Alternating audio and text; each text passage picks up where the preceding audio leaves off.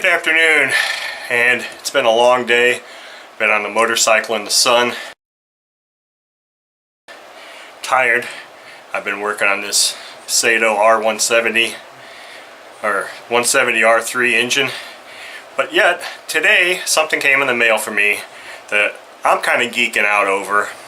And I know many viewers are going to be like, what the hell are you all excited about this thing for? Well, the reason I'm excited about it is because I'm kind of an old school type of guy. I like glow engines, and I like 72 megahertz radios. So, I'm about to open something that I got from eBay that is just that, a 72 megahertz radio system. This system looks like it's a vintage, like maybe early 90s, and theoretically it's new in the box.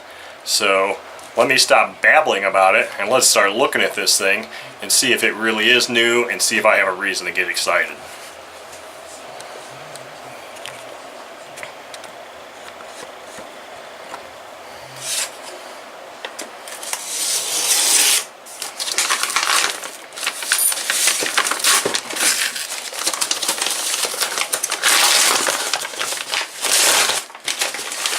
Figures I would open it upside down. So, yeah, it's kind of a beat up looking box. But let's see. It was listed as new in box. So let's see if it is actually new in box.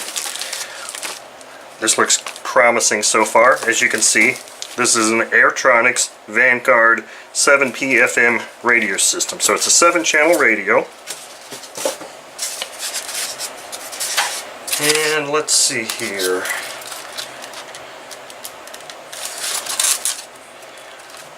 Servos are plugged into the receiver. That's probably not uncommon. I think I had one of these radios back in about that time, 1990.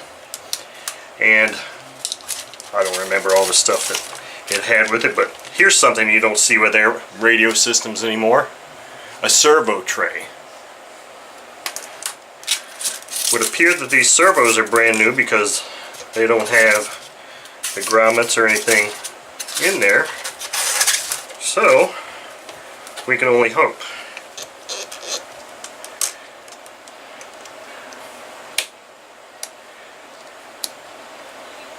It has battery charge, which I'm planning on, replacing the batteries anyway, because I really don't know that I would trust batteries from this long ago. But switch, looks like a servo extension. The one thing I'm not seeing right now,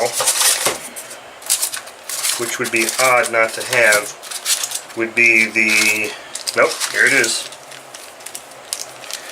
channel number flags and the banner.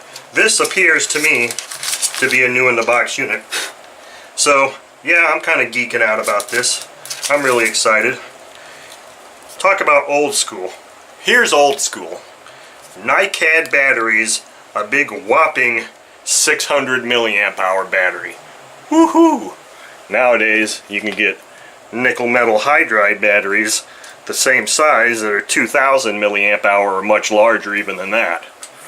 So yeah, this is garbage with the exception of the lead. The battery in the transmitter is probably not going to be used either, but for $50 I'm pretty impressed with this. So hopefully I'll be getting this in an airplane fairly soon so that I can give it a shot.